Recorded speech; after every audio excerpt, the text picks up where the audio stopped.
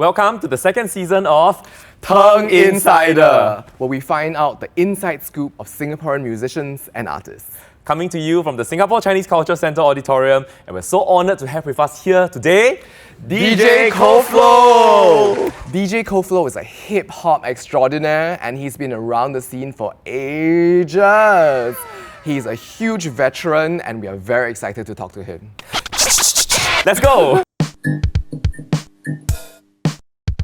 Welcome to TENG Insider! Yay! I'm very, very excited with this interview because I know you for so long and I don't even know his real name. Yeah, you don't really let a lot of people know your real name. I keep it mysterious. What is your name, KoFlow? Wayne.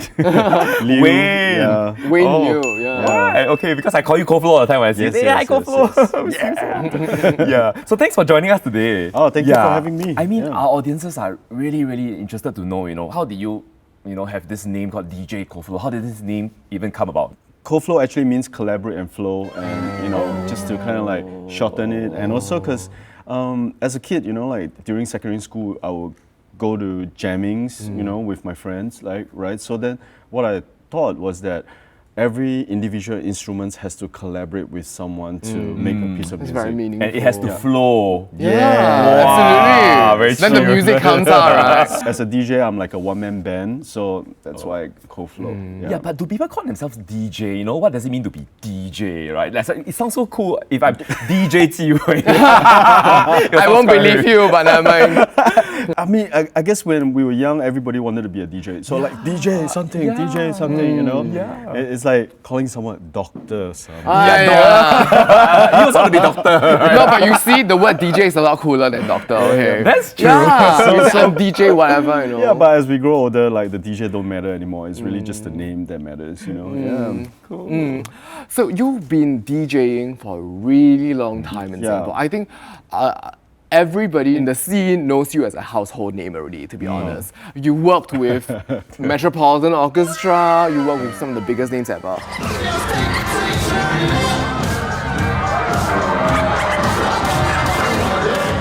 But how has DJing changed in Singapore in the last decade? Definitely technology plays a big part. And back then, we were all collecting records and records are hard to find. So, there was some form of like uniqueness to a certain DJ, right? So like, because you travel and then you pick up records, And when it comes to technology, everyone can go online and download the same MP3, which is kind of like everybody has the same thing. Yeah, so the game has kind of changed. Is that you have to be a bit more technical, or you have to put on a show. From the era I came from was like early 2000, right? So early 2000 was really all about your skills, how unique you are. Then 2010, technology came in. It's about what kind of expression you can give to your crowd, right? Because I mean, I'm sure you've been to like say a club or a bar. This DJ is playing, but no one actually acknowledged there's a DJ, right? So they're just like, the back is facing the DJ and everything. That's where the DJ is not actually drawing the attention to them, and they are not in control, right? So that's because you've been playing the same style of music just like anywhere else, So I think that's important, and with that, people has gotten slightly more technical, because they needed that edge, because everybody has the same music, right? As it goes on, I think it's just about producing your music, and as technology goes on again, that's where people start remixing more of their own remixes. To have an identity of their own, right? Correct. Yeah. So that's where you start to push out and create more fans for yourself. So what do you think is your identity? Me, I have always been like a old school and a new school kind of guy, right? So I understand how the old school works, and I understand how the new school works, and I just try to put everything together. This sounds exactly Sounds like like what TENG is doing. Yeah. like we merge like traditional and contemporary. Definitely. We have to. Perfect fit. Yeah. Wayne, you've worked with so many different types of collaborators. You work with orchestras, you work with hip-hop artists, you've worked with pop singers, you worked in various different places and great number of performances, big and small. So what do you describe as your personal style? My personal style, personally, I really like jazz. Oh, Yeah. really? I was not expecting that. Yeah, I was really? expecting that. I mean, I felt like jazz really gave me a lot of inspiration as a turntablist. I mean, DJ that's broken down into a few segments, and there's DJ who plays music in the club, and then there's turntablists who will use the turntable as the musical instrument, and then there's the music producer, right? So, I think it is 2010. I frequently go to Blue Jazz. You know, they usually throw parties on the second floor. And then I'll go down to the ground floor and I'll see all these great jazz musicians playing, like Matt Nall, you see Jeremy Montero, Aya Sekin, you see Christy Smith, you know. Then I was very inspired by how the flow works, because they are just there jamming, right? But it still sounds good, you know. So that's where I decided one day, like, hey, I asked Aya, like, Aya, can I just bring my turntable in? He's like, yeah, sure. And then I brought my turntable in and I just jam, and that's where I really excelled in that 1 year, just by, you know, every other weekend going there and jam with them. Collaborating with multiple people, and you don't know what to expect all the time as well, correct. right? So from there on, I really learned a great deal of music through them. And of course, playing the band, before that I had Topi Jiang, right? So I was just scratching, but that, I think, made me a greater DJ in that whole jazz format. Yeah. What about music? Did you learn music when you were young? I had no musical background. Absolutely no. Absolutely no. I never learned a piano. I never learned guitar. I grew up in a HDB flat where there's about 8 or 9 people living in there, so there's no way they can give me a keyboard or a piano, right? And I was always a kid that loved to draw, and I always knew that I have a creative expression. Then my mom used to own like a nightclub, okay? And I was working as a KJ. Oh my God, what is that? A karaoke jockey. Oh my God, what is that? Right, so back then, karaoke jockey was when people pick up the number, they type the number, and you will show up in my little room, and then I have to pick up laser discs. Oh, and to then play the song for manually. manually. Yeah, correct. So Laser discs are like those huge the huge CDs laser discs. times like For how many those of you times? who do not know what an LD is, right? it's the thing that looks like a pizza right now. Back in those days, those were all done manually. Yeah, correct. So today, you know, you just digitally, you just choose, right? And then one night, my mom was like, "Hey, my DJ wants to take off on Sunday, and I need you to learn how to operate this thing and then play some music for people, right?" So I was like, "Okay." And then when I was learning, it was like CDs, right? And I was playing cha-cha music. Okay. Right, so literally like uncle and auntie with like big beehive hair, they would be like doing their cha-cha, and I'm just, I'm just DJing that, right? I never knew much about turntables. You know, to me, DJing is just playing, CDs, right? And then I went to my friend's house and I saw him scratching. And then I was like, oh, that's what the turntable is for, right? And then when I got my turntable, too bad, 2 months later, I went into national service. I happened to be 8 to 5.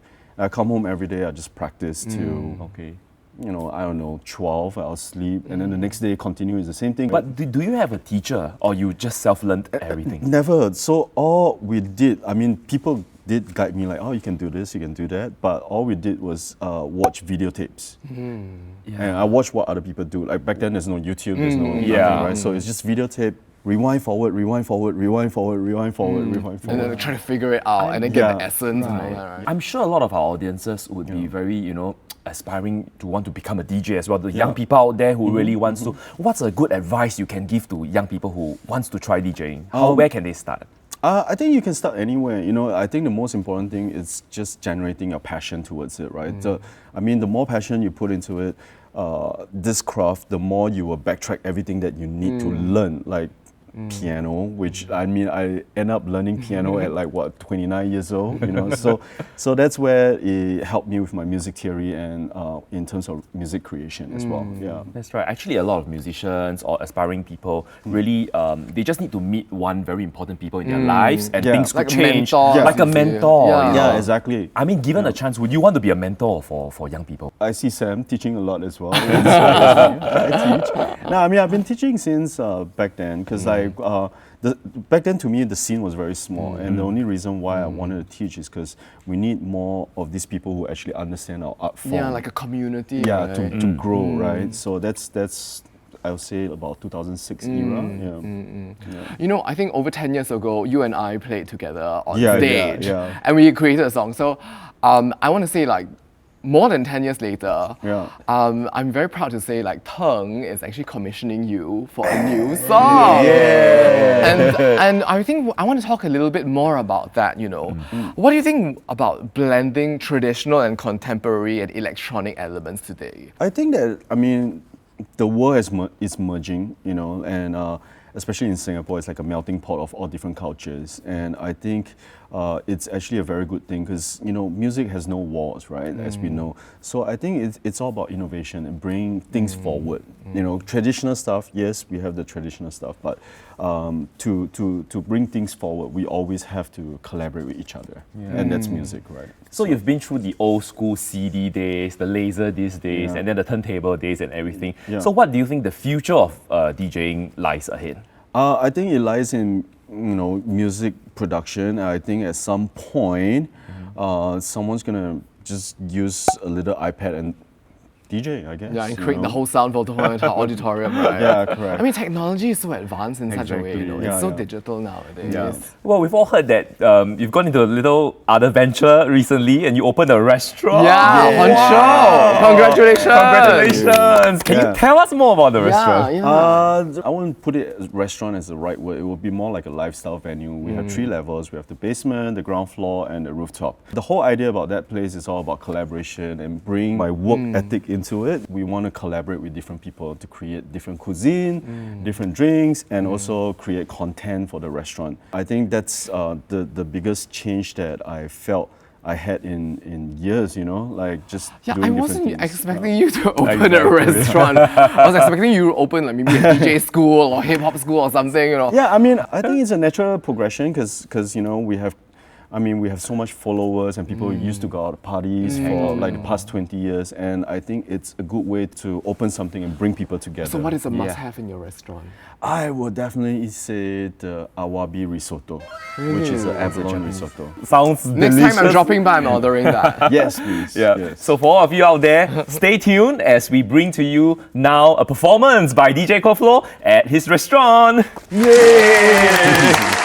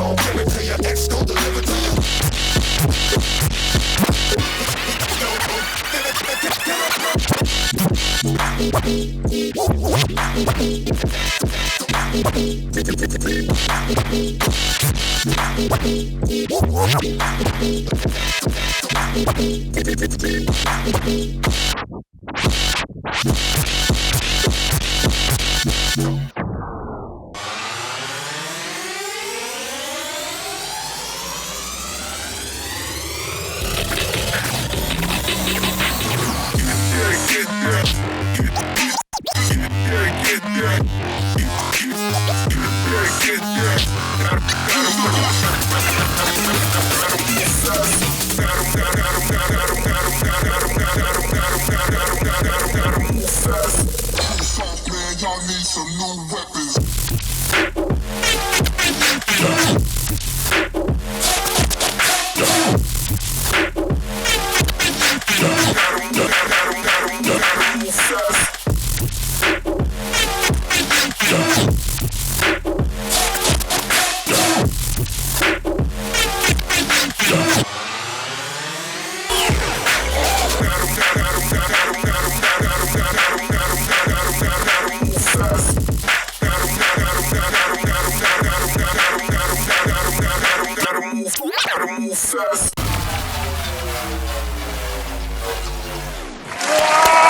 Hey, I always thought sheng fingers or pipa finger, ding ding ding is the most difficult. Hey, Then your no. finger is like that.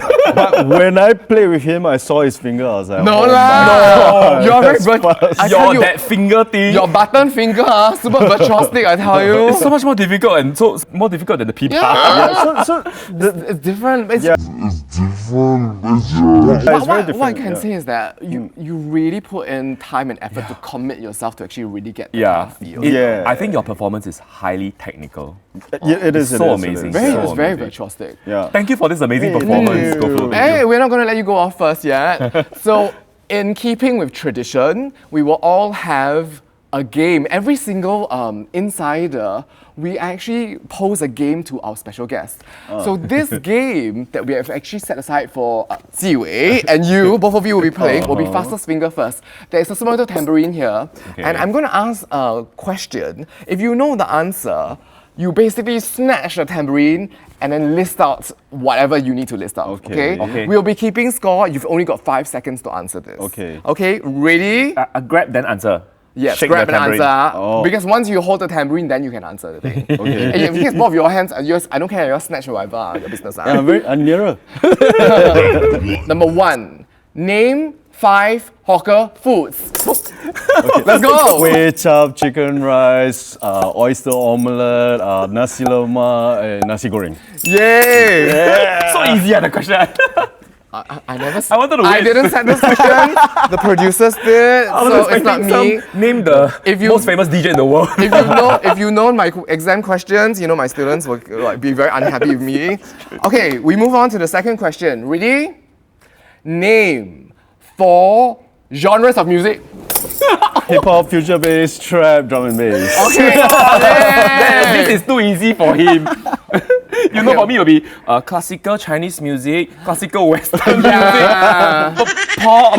But Jiwei, the problem is you're doing snatchy first. Oh yeah, okay. Okay, you go. I give you a chance. I put nearer to you. Okay, number 3.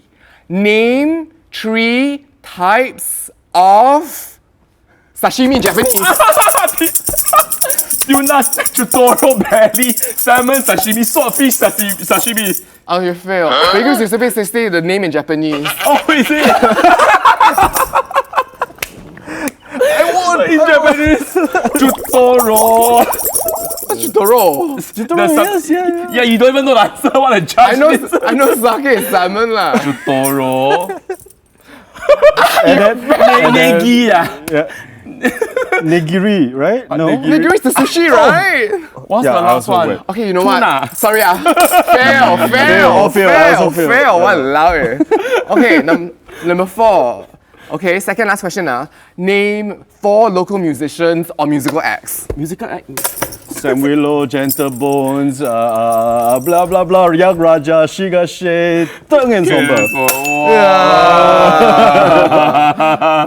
You lucky you put Teng and Sama because Sam Willow's on hiatus now, I tell you. Oh. Yeah lah. You lucky you add extra one. If not, I'm going to beat down your mark already. Okay, last question. I haven't even scored 1 point. Sweet lor. Okay, I give you. You just hold. Oh yeah, okay lah. Give you bonus round lah. Last question. Name 4 instruments in the Teng ensemble. 琵琶、古筝、笙 and wow, lucky. The thing You If don't you know don't know this, You don't know out, you're out, You're not bro. supposed to be in this. You're not working already, okay? Thanks so much for being such a great sport. Thank you. Thank you for having me, and hope to see you guys in my restaurant soon. Absolutely. If you enjoy our content today, don't forget to like, share, and subscribe to our socials. Thank you for staying with us. Bye.